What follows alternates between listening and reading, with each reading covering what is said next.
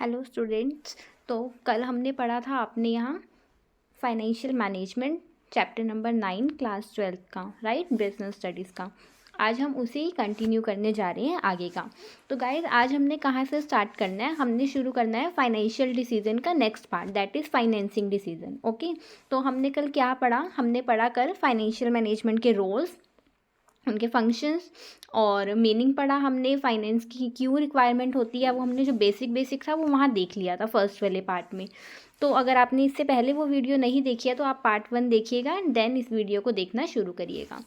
अभी हमने शुरू करना है financing decision, but before that कल मैंने जो आपको एक इन्वेस्टमेंट वाला पार्ट करवाया था उसमें हमारे होते हैं 2 टाइप के इन्वेस्टमेंट। एक होते हैं लॉन्ग टर्म जिसको हम बोलते हैं capital budgeting, and second one is short term जिसको हम क्या बोलते हैं वर्किंग कैपिटल मैनेजमेंट, जो आपका इन्वेस्टमेंट वाले पार्ट का था। ओके, तो वर्किंग कैपिटल जो हमारा पार्ट रहेगा वो हम आगे कैपिटल स्ट्रक्चर में पढ़ेंगे, वर्किंग कैपिटल, फिक्स्ड कैपिटल, उसमें आपको वो कवर करवाऊंगी। और जो मेन पार्ट था कैपिटल बजटिंग का वो हम पार्ट 1 में कंप्लीट कर चुके हैं। तो आज हमने करना है फाइनेंसिंग डिसीजन का, दैट इज दिस वन वाला पार्ट। ठीक है, तीनों ही फाइनेंशियल डिसीजन के पार्ट होते हैं, इन्वेस्टमेंट डिसीजन भी, फाइनेंसिंग डिसीजन भी, और थर्ड वन जो हम पढ़ेंगे नेक्स्ट वीडियो में वो होगा हमारा डिविडेंड डिसीजन। तो आज जो हमारा है फाइनेंसिंग डिसीजन, इसमें क्या होने वाला है? फाइनेंसिंग डिसीजन में हम जो फाइनेंशियल मैनेजर है वो क्या डिसाइड करता है कि हम जो अपने फंड्स हैं वो कहाँ से बोरो करें। ठीक है, क्योंकि various sources of finance available है हमारे पास, जैसे कि retained earning, borrowed capital, share holders fund, जिसमें भी अलग अलग क्या हो जाते हैं, पार्ट हो जाते हैं। जैसे शेयर होल्डर फंड में रिजर्व्स हैं हमारे पास, ठीक है, इक्विटी से हम पैसा ले सकते हैं। बोरोड फंड्स में हम डिबेंचर्स इशू कर सकते हैं, ठीक है, लोन्स ले सकते हैं। तो अब हमें इसको डिटेल में पढ़ना होगा इस पार्ट में। तो फर्स्ट रहता है हमारा फाइनेंसिंग फंक्शन में, फाइनेंसिंग डिसीजन में, फर्स्ट है हम शेयर होल्डर फंड से यानी इक्विटी इशू कर सकते हैं, और सेकंड हमारा है बोरोड फंड यानी डिबेंचर्स इशू कर सकते हैं। तो फाइनेंसिंग डिसीजन मेनली क्या है? It is concern with the decisions regarding what? About how much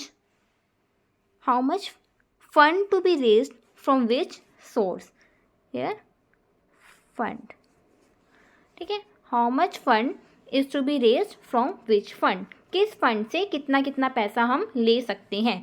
क्योंकि हमें जो भी फाइनेंशियल मैनेजर है उसे क्या करना है? बैलेंस बनाकर चलना है। ऐसा नहीं होना चाहिए कि सारी की सारी हमने इक्विटी ले ली सारा का सारा, या फिर हमने डेब्ट इशू कर दिया, क्योंकि कंपनी के लिए दोनों ही चीज़ें क्या हो सकती है, मतलब एक बैलेंस होना चाहिए, मिक्स एंड मैच होना चाहिए। क्योंकि ऐसा नहीं होगा कि हमने सारी इक्विटी ले ली या सारा ही डिबेंचर्स ले लिया। सारी की सारी इक्विटी ले लेंगे तो क्या होगा, कंपनी को कॉस्ट जो हो सकती है वो क्या हो सकती है, महंगी पड़ सकती है। और सारा का सारा डिबेंचर्स इशू कर देंगे तो कंपनी के लिए रिस्क फैक्टर बढ़ जाएगा। कंपनी को क्या करना होगा, इंटरेस्ट की भी पेमेंट करनी होगी और प्रिंसिपल अमाउंट भी पे करना होगा।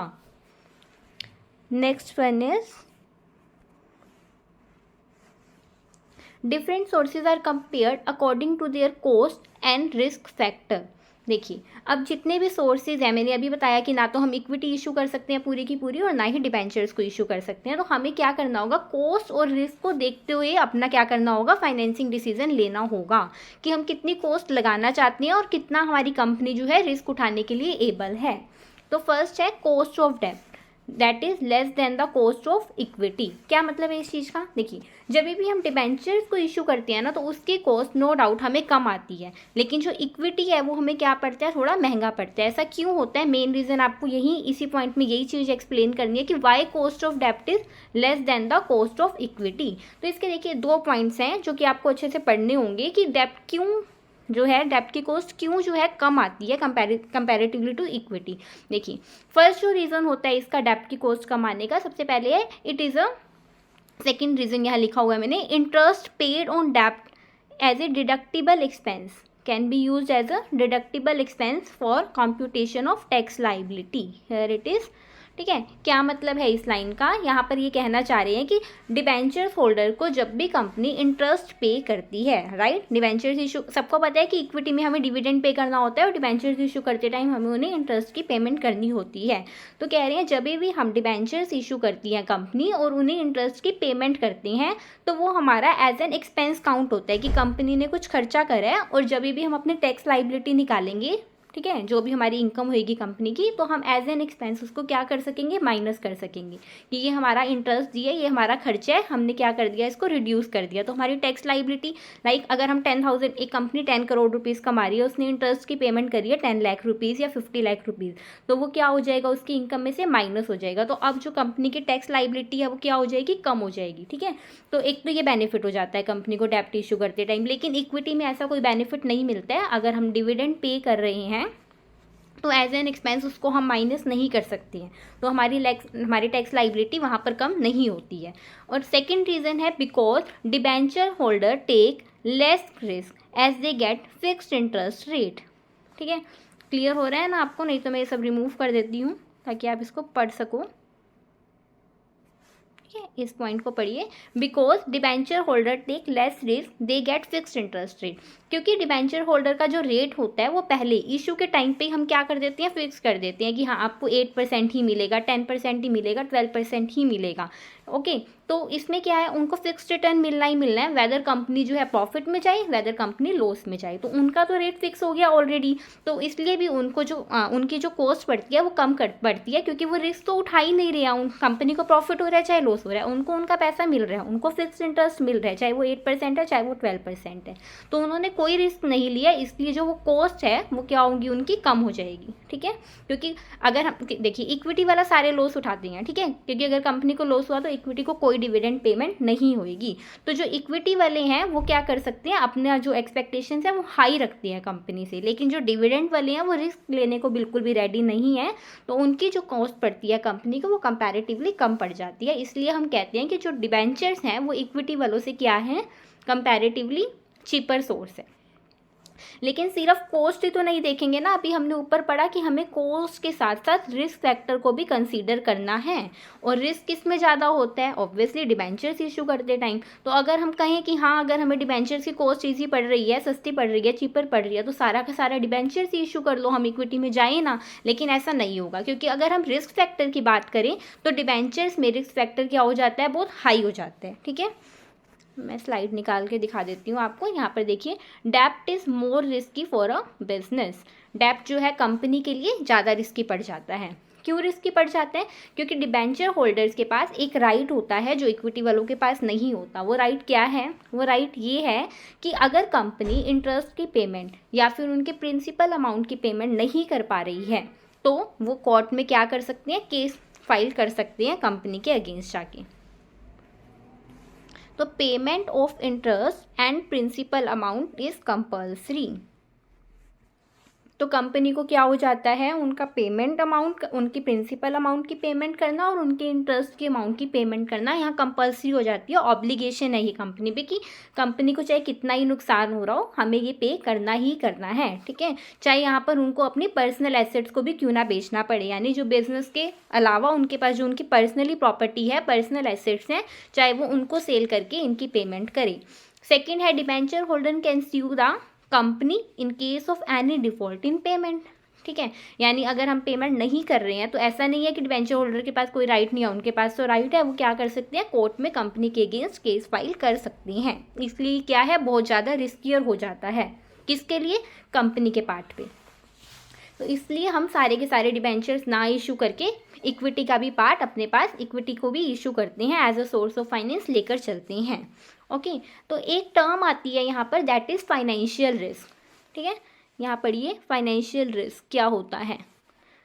फाइनेंशियल रिस्क देखिए, हर कंपनी क्या करती है, कोशिश करती है अपना इंटरेस्ट की पेमेंट करने का या फिर प्रिंसिपल अमाउंट जो भी है उसकी पेमेंट करने के लिए डिबेंचर होल्डर को। ठीक है, लेकिन फिर भी एक ऐसी सिचुएशन आ जाती है कंपनीज में कि हम उस चीज़ को पूरा करने में फेल हो जाते हैं। When there is a chance that a firm would fail to meet it payment obligation, जब कंपनी अपनी पेमेंट ऑब्लिगेशन को पूरा करने के लिए समर्थ नहीं है, फेल हो जाती है उस चीज़ को पूरा करने के लिए, अपनी ऑब्लिगेशन को पूरा करने के लिए, तो वो कंपनी का फाइनेंशियल रिस्क कहलाता है।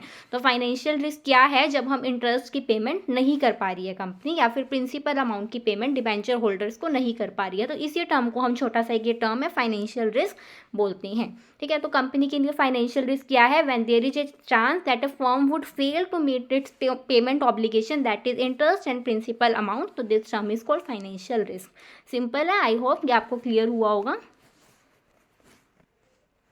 नेक्स्ट स्लाइड की तरफ मूव करेंगे अब हम। फोर्थ स्लाइड में हमारा ये क्या है, फैक्टर्स अफेक्टिंग फाइनेंशियल डिसीजन। देखिए जब हम फाइनेंशियल, हमने पहले भी जब कल पढ़े थे, हमने कौन से पढ़े थे, इन्वेस्टमेंट डिसीजन। हमने तब भी फैक्टर्स देखे थे, क्योंकि फैक्टर्स आपके लिए आपके सिलेबस का एक इंपॉर्टेंट पार्ट है जो कि आते ही आते हैं एग्जाम में। तो हमने पहले इन्वेस्टमेंट में 3 फैक्टर्स देखे थे, ठीक है। क्या क्या थे वो 3 फैक्टर? जब भी हम कैपिटल बजटिंग के डिसीजन लेते हैं तो हमें अपने माइंड में 3 फैक्टर्स लेकर चलने होते हैं, जो हमने कल पढ़े थे। कौन कौन से थे वो फैक्टर्स, मैं आपको रिवाइज करवा देती हूँ। फर्स्ट था कैश इनफ्लो, हमें देखना होगा कि कितना आ रहा है कंपनीज के पास। सेकेंड हमें देखना होगा रेट ऑफ रिटर्न, कि कंपनी किसी इन्वेस्टमेंट में प्रोजेक्ट में इन्वेस्ट कर रही है तो हमें रेट ऑफ रिटर्न कितना मिल रहा है। और थर्ड हमें देखना होता है इन्वेस्टमेंट क्राइटेरिया इन्वॉल्व।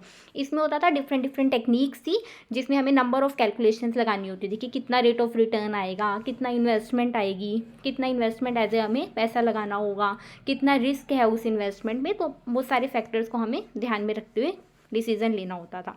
अब यहाँ पर है फैक्टर्स अफेक्टिंग फाइनेंसिंग डिसीजन, ठीक है, क्योंकि हम कल कैपिटल बजटिंग पढ़ रहे थे, आज हम क्या पढ़ रहे हैं, फाइनेंसिंग डिसीजन। फाइनेंसिंग डिसीजन में कौन कौन से फैक्टर्स हैं, वहाँ 3 थे, यहाँ कई सारे फैक्टर्स हैं। अब मैं आपको इसके ट्रिक भी बता देती हूँ कि इसको आपको याद कैसे करना है, राइट। तो देखिए फर्स्ट है कॉस्ट। मैंने अभी आपको बताया कि आपको कॉस्ट और रिस्क लेकर चलना है, ठीक है। मतलब जब भी हम फाइनेंसिंग डिसीजन करेंगे कि कौन से सोर्स से हम पैसा लें, तो हमें अपनी कॉस्ट भी देखनी होगी कि उस सोर्स को लेने में कितना पैसा लग रहा है, और हमें उससे रिलेटेड रिस्क भी कंसीडर करना होगा कि कितना रिस्क लग रहा है। तो आपको यही 2 फैक्टर्स याद रखने हैं फाइनेंसिंग डिसीजन में, वो सारे फैक्टर्स आपको याद हो जाएंगे इससे। देखिए कॉस्ट बता दी आपको। अब जितनी, सिर्फ एक ही कॉस्ट नहीं देखनी, जितनी भी कॉस्ट है हमें सब कंसीडर करना है, यानी फिक्स्ड ऑपरेटिंग कॉस्ट भी देखनी होगी और फ्लोटेशन कॉस्ट भी देखनी होगी। इन पॉइंट्स को मैं आपको आगे एक्सप्लेन भी करूंगी। फर्स्ट हम पढ़ लेते हैं कि कौन कौन से फैक्टर्स हैं जो अफेक्ट करती हैं फाइनेंसिंग डिसीजन को। तो फर्स्ट क्या हो गया आपका कॉस्ट। अब कॉस्ट क्या सिर्फ एक ही कॉस्ट नहीं, 2 टाइप की कॉस्ट आगे इसमें और इन्वॉल्व है, फिक्स्ड ऑपरेटिंग कॉस्ट और आगे flotation cost. Is that clear? अब मैंने आपको सेकंड पॉइंट बताया, हमें रिस्क भी देखना है, ठीक है। तो सेकंड पॉइंट आपका हो जाएगा रिस्क, ठीक है। फैक्टर्स अफेक्टिंग में कौन सा हो जाएगा, सेकंड रिस्क। अब रिस्क भी सिर्फ एक यही रिस्क नहीं है ना, और भी रिस्क है, लाइक कंट्रोल। एक कंट्रोल के, देखिए कंट्रोल भी एक तरीके से क्या है, अगर हम अपना सारा कंट्रोल कंपनी का खुद के पास रखना चाहते हैं तो हमें क्या करना होगा, सोचिए। अगर हम अपने पास सारा कंट्रोल रखना चाहते हैं तो हमें डिबेंचर्स इशू करने होंगे, क्योंकि डिबेंचर्स जो होते हैं वो रियल ओनर्स नहीं होते हैं कंपनी के, ठीक है। उनके पास कंपनी का कोई कंट्रोल नहीं जाता है। तो हमें कंट्रोल के पॉइंट ऑफ व्यू से भी इस चीज़ को ध्यान में रखना होगा कि अगर हम कंट्रोल अपने पास ही रखना चाहते हैं तो हमें इक्विटी को और इन्वॉल्व नहीं करना होगा और इक्विटी को इशू नहीं करना होगा। तो हम क्या, कौन से सोर्स में जाएंगे, डिबेंचर्स इशू करेंगे। पर अगर हम चाहते हैं कि हाँ हमारा जो कंट्रोल है वो चाहे दूसरों के हाथों में भी चले जाए, उससे हमें कोई फ़र्क नहीं पड़ता, तो हम इक्विटी भी इशू कर सकते हैं, ठीक है। बाकी हम डिटेल में नेक्स्ट स्लाइड में इसको डिस्कस करेंगे। अगला है स्टेट ऑफ कैपिटल मार्केट, ठीक है। What is state of capital market? State of capital market यहाँ का मतलब है कि अगर हमें देखना होगा कि कैपिटल मार्केट की क्या पोजीशन है, ठीक है। हमने ये देखिए ऐसे होता है, ये टाइम होता है बूम का टाइम, ये टाइम होता है डिप्रेशन का टाइम। अगर बूम का टाइम है तो यानी जो मार्केट वैल्यू है शेयर्स की वो क्या हो रही है, बढ़ रही है, ठीक है। मार्केट वैल्यू इस टाइम पर क्या हो रही है, बढ़ रही है। और डिप्रेशन के टाइम पे मार्केट वैल्यू क्या हो जाती है, डाउन हो जाती है। तो आपको डायग्राम से ही क्लियर हो जाएगा, जब कैपिटल मार्केट बूम पे है, बूम मतलब हाई टाइम पर है, अपने पीक पर है, तो वहाँ पर हमें उस टाइम पर जो मार्केट वैल्यू है शेयर्स की वो हाई मिलेगी, अच्छी मिलेगी, तो उस टाइम पर हम अपनी इक्विटी इशू कर सकते हैं। पर at the time of depression, जब हमारी जो कैपिटल मार्केट है वो डाउन में जा रही है, ठीक है, डिप्रेशन फेज चल रहा है, तो उस टाइम पर हम कैपिटल को इशू नहीं करेंगे, उस चीज़ को इग्नोर करेंगे, तब हम डिबेंचर को इशू कर सकते हैं फाइनेंस लेने के लिए। लास्ट है कैश फ्लो पोजीशन, ठीक है। कैश फ्लो पोजीशन ये लास्ट क्यों है? कैश फ्लो पोजीशन एक ऐसा पॉइंट है जिसमें आपको तीनों में ही आएगा, यानी हमने पढ़े ना फाइनेंशियल डिसीजन के अंदर 3 पार्ट हैं। फर्स्ट क्या है, इन्वेस्टमेंट डिसीजन, सेकंड क्या है, फाइनेंसिंग डिसीजन जो अभी हम पढ़ रहे हैं, जो हम नेक्स्ट वीडियो में पढ़ेंगे वो कौन सा होगा, थर्ड डिविडेंड डिसीजन, ठीक है। तो तीनों के ही अलग अलग फैक्टर्स इफेक्टिंग होती हैं, डिसीजन लेते हुए हमें कुछ फैक्टर्स को माइंड में रखना होता है। तो ये कैश फ्लो पोजीशन ऐसा फैक्टर है जो आपको कॉमन मिलेगा, यानी कैश फ्लो पोजीशन आपको तीनों ही डिसीजन लेते टाइम आपको अपने माइंड में रखना ही है, ठीक है। तो ये तो कॉमन पॉइंट हो गया, आपको चाहे कोई भी आ जाए डिसीजन लेना, फैक्टर्स इफेक्टिंग में कैश फ्लो तो तीनों में ही लिखना है। अब हम इन्हें डिटेल इनकी अच्छे से नेक्स्ट स्लाइड्स में पढ़ेंगे। तो पहले एक बार फैक्टर्स को दोबारा माइंड में क्या कर लेते हैं, रिमाइंड कर लेते हैं। तो देखिए फाइनेंसिंग डिसीजन को लेते हुए दो बातें ध्यान में रखनी है कि कौन से सोर्स ऑफ फाइनेंस से कितनी कॉस्ट लग रही है और उनसे रिलेटेड रिस्क कितना है। तो कॉस्ट में सिर्फ एक ही कॉस्ट को ध्यान नहीं रखना, दो टाइप के अदर कॉस्ट जो मैंने अभी बताई है वो भी साथ साथ लिख देना। एक तो कॉस्ट ही हो जाएगा, दूसरा क्या हो जाएगा, ऑपरेटिंग कॉस्ट, तीसरी क्या हो जाएगी, फ्लोटेशन कॉस्ट। अब रिस्क में रिस्क भी हो गया और हमें साथ साथ उसका कंट्रोल भी देखना है कि दूसरों के हाथों में जाए या ना जाए, ठीक है। एक कॉमन पॉइंट हो गया कैश फ्लो पोजीशन वाला जो तीनों में ही लिखना है, और एक हो जाएगा हमें कैपिटल मार्केट के स्टेट को भी देखना है, ठीक है। अब हम नेक्स्ट स्लाइड करते हैं। फर्स्ट है कॉस्ट, ओके। तो कॉस्ट में क्या होगा, तो अभी बताया मैंने आपको कि कॉस्ट में हमें बस ये देखना है कि हमें चीपेस्ट सोर्स ऑफ फाइनेंस कौन सा पड़ रहा है। तो a wise finance manager should generally choose the cheapest source of finance. और डिबेंचर क्या होता है, चीपेस्ट सोर्स ऑफ फाइनेंस होता है, किसके कंपैरिजन, इक्विटी के कंपैरिजन। ऐसे हमारे पास और भी चीपेस्ट सोर्स ऑफ फाइनेंस है लाइक रिटेन्ड अर्निंग, ठीक है। सेकेंड है रिस्क। रिस्क में क्या होगा, रिस्क में अभी बताया ना, कंपनी अपना क्या देखेगी, रिस्क देखेगी कि वो कितना रिस्क लेने के लिए एबल है और कितना रिस्क लेने के लिए तैयार नहीं है। तो इक्विटी इज द, अगर रिस्क लेने को हम रेडी नहीं है तो हम सीधा किसके पास जा सकते हैं, क्या इशू कर सकते हैं, इक्विटी। तो इक्विटी क्या है, एक रिस्कलेस सोर्स ऑफ फाइनेंस है। And there is no obligation to pay dividend, क्योंकि उन्हें हमें डिविडेंड पे करने के लिए कोई नीड नहीं है। मतलब इफ कंपनी विश तो वो डिविडेंड पे कर सकती है। If company does not want to wish to pay any dividend in particular year तो वो डिविडेंड को पे नहीं करेगी, ठीक है। क्योंकि सब कुछ क्या है, कंपनी के हाथ में ही है, डिविडेंड पे करना है या नहीं करना। पर अगर यही चीज़ डिबेंचर्स इशू करे होती और इंटरेस्ट पेमेंट की बात होती है तो कंपनी की विश के अकॉर्डिंग कुछ ऐसा काम ना होता। कंपनी के लिए ऑब्लिगेशन होती कि हमें हर साल इंटरेस्ट की पेमेंट करनी ही करनी है, राइट। तो नेक्स्ट फैक्टर हमें कौन सा होगा, कॉस्ट और रिस्क हमने पढ़ ली। अब जो दो टाइप की अलग कॉस्ट बताई थी दैट इज ऑपरेटिंग कॉस्ट और फ्लोटेशन कॉस्ट, अब हम उन्हें देखेंगे। ऑपरेटिंग कॉस्ट क्या होती है, आपने अपनी +1 में भी अकाउंट्स में पढ़ा होगा। ऑपरेटिंग कॉस्ट होती है जो भी बिजनेस को चलाने के लिए कॉस्ट आ रही होती है, ठीक है। जो भी हम नॉर्मल रूटीन में बिजनेस जिस भी चीज़ के उन्हें बिजनेस को अपना चला रहे हैं, तो जो भी आपके डे टू डे एक्सपेंसेस हो रहे हैं, ट्रेडिंग से रिलेटेड जो भी एक्सपेंसेस हो रहे हैं वो आपकी क्या है, ऑपरेटिंग कॉस्ट है। जैसे आपने इंश्योरेंस प्रीमियम पे करा, ठीक है, रेंट पे करा, सैलरी पे करी अपने एम्प्लॉइज़ को, तो ये आपके कौन से खर्ची हैं जो आपको अपने बिजनेस को कंटिन्यू करने में करने पड़ेंगे, that is your operating cost, okay.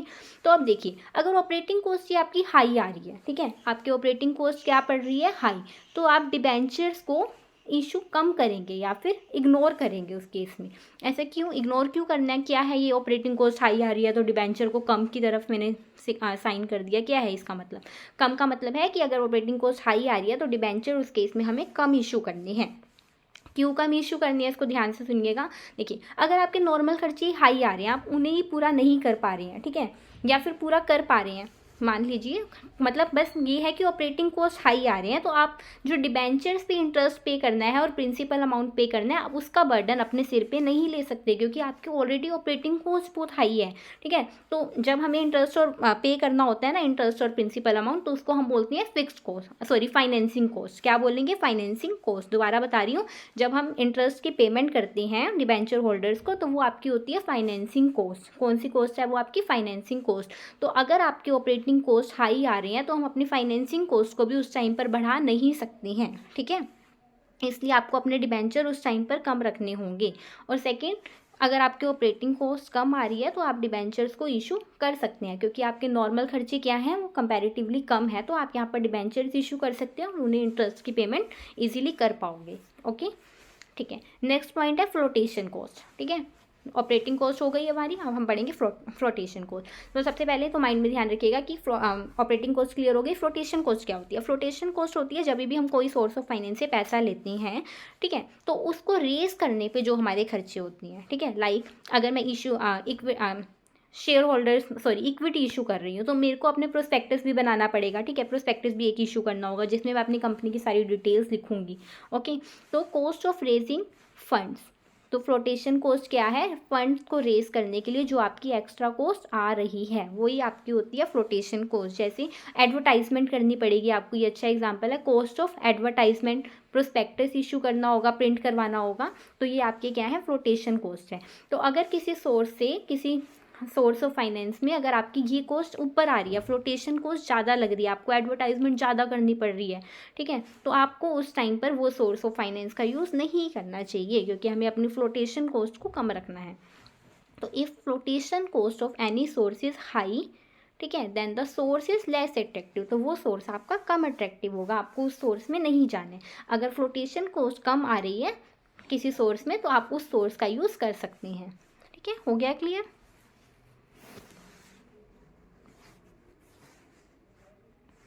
हाँ जी, नेक्स्ट आपका है कंट्रोल फैक्टर। ठीक है, कौन सा फैक्टर है? कंट्रोल। कंट्रोल में क्या होगा? आप control lies with the equity share holder. ठीक है, ये मैंने आपको फैक्टर्स जब मैं बता रही थी आपको तो तभी क्लियर कर दिया ना। अगर अपने आप कंट्रोल को डाइल्यूट करना चाहते हैं तो आप इक्विटी को इशू कर सकते हैं, पर अगर आप कंट्रोल नहीं लेना, अगर आप अपना कंट्रोल डाइल्यूट करना नहीं चाहते, आप अपनी कंपनी में खुद का ही कंट्रोल रखना चाहते हैं, तो आप और इक्विटी के पास नहीं, आप और इक्विटी इशू नहीं करेंगे। आप कौन से सोर्स ऑफ फाइनेंस के पास जाएंगे?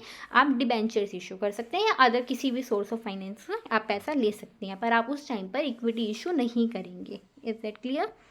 तो control lies with the equity share holders, क्योंकि रियल ओनर्स शेयर होल्डर्स होते हैं, तो कंट्रोल सारा उनके पास ही होता है। If they want to retain complete control, अगर उनको अपनी कंपनी में अपना कंट्रोल खुद के पास ही रखना है तो देन यूज डेप्ट source of finance and vice versa. ठीक है, एंड वाइस वर्सा मतलब अगर रिटेन अपने कंट्रोल अपने पास रखना चाहते हैं तो क्या करेंगे? डेप्ट सोर्स का यूज़ करेंगे, पर अगर वो अपना कंट्रोल को डाइल्यूट करने के लिए रेडी हैं तो फिर वो शेयर इक्विटी को इशू कर सकते हैं। ओके, अगला है स्टेट ऑफ कैपिटल मार्केट। इसमें क्या होगा? देखिए, कैपिटल मार्केट में एक टाइम होता है बूम पीरियड, एक होता है डिप्रेशन पीरियड। बूम पीरियड का दूसरा नाम ये भी है, ठीक है, मतलब बुलिश फेज चल रहा है हमारा, और डिप्रेशन में जब हम हैं तो फिर हमारा कौन सा फेज चल रहा है? यहाँ पर है बियरिश फेज चल रहा है। तो जब हम ऊपर हैं तो यानी बुलिश फेज पर है, यानी बूम टाइम पर है, तो स्टॉक मार्केट की जो वैल्यू होएगी, मार्केट वैल्यू होएगी शेयर्स की, वो बढ़ रही है उस टाइम पर, और जब वैल्यू बढ़ रही है तो हम शेयर होल्डर्स को हम इक्विटी इशू कर सकते हैं। ठीक है, हम अपनी शेयर होल्डर्स बढ़ा सकते हैं। पर अगर स्टॉक मार्केट की वैल्यू कम चल रही है, यानी कि स्टॉक मार्केट डाउन पर है और हमारी मार्केट वैल्यू जो है शेयर्स की क्या हो रही है? कम आ रहे हैं, तो उस टाइम पर हमें क्या करना होगा? यूज़ ऑफ डेप्ट। उस टाइम पर हम किसको प्रेफर करेंगे? डेप्ट इशू करने में प्रेफर करेंगे। ओके, आई होप कि पॉइंट क्लियर हुआ होगा आपको। लास्ट हमारा पॉइंट बचेगा cash flow position, I think बचा है। Cash flow position, cash flow position में क्या है? Sometimes company have enough cash. Cash flow का बड़ा नॉर्मल सा है, इसको क्या ही है, देखिए सिंपल है। कैश फ्लो, अगर कंपनी की कैश फ्लो पोजीशन अच्छी है तो हम क्या करेंगे? सोचिए, कैश फ्लो पोजीशन अगर अच्छी है तो हम can take the benefit of डेप्ट, हम डेप्ट को इशू कर पाएंगे, क्योंकि कैश हमारे पास है, हम इंटरेस्ट की पेमेंट करने को रेडी हैं, तो फिर हम क्या करेंगे? जो कॉस्ट ऑफ डेप्ट कम पड़ती है ना, तो हम उसको इशू कर लेंगे। पर if there is a shortage of cash, पर अगर कैश की शॉर्टेज है, ठीक है, तो क्या करेंगे हम उस टाइम पर? We should prefer equity. किसको प्रेफर करेंगे? इक्विटी को प्रेफर करेंगे, क्योंकि पेमेंट, इंटरेस्ट की पेमेंट करने के लिए पैसा नहीं है तो रिस्क उठाना नहीं है, तो हम इक्विटी वालों के पास चले जाएंगे। ठीक है, इक्विटी इशू कर लेंगे। तो यहाँ पर मैंने लिखा है sometimes company have enough cash then company can take the benefit of डेप्ट। तो हम जो चीपर सोर्स ऑफ फाइनेंस है यानी डेप्ट का है, हम उसका यूज़ कर सकते हैं। But if there is a shortage of cash, पर अगर कंपनी के पास कैश की शॉर्टेज है तो इक्विटी शुड बी प्रेफर्ड। हमें कहाँ जाना चाहिए? इक्विटी का इशू करना चाहिए, क्योंकि कभी कभी ऐसी सिचुएशन होती है कि in spite of having higher profit and higher sale, जब हमारे पास प्रॉफिट भी अच्छा हो, सेल भी अच्छी हो कंपनी की, उसके बाद भी हो सकता है हमारे पास कैश की शॉर्टेज हो। ठीक है, कुछ भी रीज़न हो सकता है कि हम क्रेडिट सेल कर रहे हो या वट एवर जो भी रीज़न है। ठीक है, तो अगर क्रेडिट सेल कर रहे हैं तो हमारी सेल तो बढ़ रही है, ठीक है, प्रॉफिट भी बढ़ रहा है, पर हमारे पास कैश तो नहीं है ना, क्योंकि वो क्रेडिट पर हुई है। तो हमें कहाँ पर जाना चाहिए? इक्विटी के पास जाना चाहिए, यानी इक्विटी इशू करनी चाहिए। कौन से सोर्स ऑफ फाइनेंस के पास जाना चाहिए? इक्विटी फाइनेंस के पास जाना चाहिए। ओके, तो आई होप आपको ये क्लियर हुई होंगी। तो फैक्टर्स जो हैं आपको एक बार मैं रिमाइंड करवा देती हूँ कौन कौन से फैक्टर्स हैं। देखिए, फाइनेंसिंग डिसीजन के फैक्टर्स हैं, तो हमें क्या करना है? दो ही फैक्टर्स अपने माइंड में सोच कर चलने हैं, कॉस्ट और दूसरा रिस्क। कॉस्ट में आप कॉस्ट लेकर चल रहे हैं तो पहला तो कॉस्ट ही हो जाएगा, उसके बाद दो टाइप के अलग अलग कॉस्ट बताइए आपको, फ्लोटेशन कॉस्ट और ऑपरेटिंग कॉस्ट। ठीक है, इन्हें एक्सप्लेन कर देना। उसके बाद आपको बताया रिस्क, ठीक है। फोर्थ आपका रिस्क हो जाएगा। रिस्क के साथ साथ आप कंट्रोल फैक्टर भी ध्यान में रखकर चलना कि आपको कंट्रोल अपने हाथ में रखना है या नहीं रखना। 5 हो गए। उसके बाद एक कैश फ्लो पोजीशन जो अभी हमने पढ़ा, ये कॉमन पॉइंट है, ये कोई भी डिसीजन आए तो हमें फैक्टर्स इफेक्टिंग में ये पॉइंट लिखना ही लिखना है। 6 हो गए। एक और पॉइंट रह गया, वो क्या है पॉइंट, सोच कर बताइए मुझे। कैश फ्लो पोजीशन, रिस्क हो गया, स्टेट ऑफ कैपिटल मार्केट, मतलब अगर डिप्रेशन टाइम चल रहा है या बूम टाइम चल रहा है तो उस अकॉर्डिंग हम क्या इशू करेंगे। ठीक है। आई होप अब ये आपको क्लियर हो गया होगा। मैंने कोशिश करी है कि मैं आपको इजी वे से इसको याद भी करवा दूं और एक्सप्लेन भी कर दूं। उसके अलावा अभी हमें नेक्स्ट पार्ट पर जाना होगा, जो मेरी नेक्स्ट वीडियो आएगी, आप कौन सी आएगी, डिविडेंड की, डिविडेंड डिसीजन की। आई होप कि आपको ये समझ आए ताकि आप नेक्स्ट वीडियो को भी ज़रूर देखें। Thank you so much.